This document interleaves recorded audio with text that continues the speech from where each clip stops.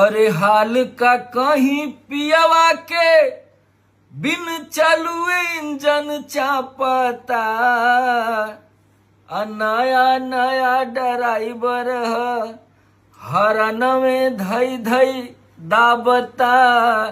तो नमस्कार, अंबानी समर सिंह और आप सब लोगन के बतावे में बड़ा खुशी मिलता कि हमार गाना हरनवा धई धई दाबता यूट्यूब पे टॉप 100 सॉन्ग में चौथा नंबर पे बा।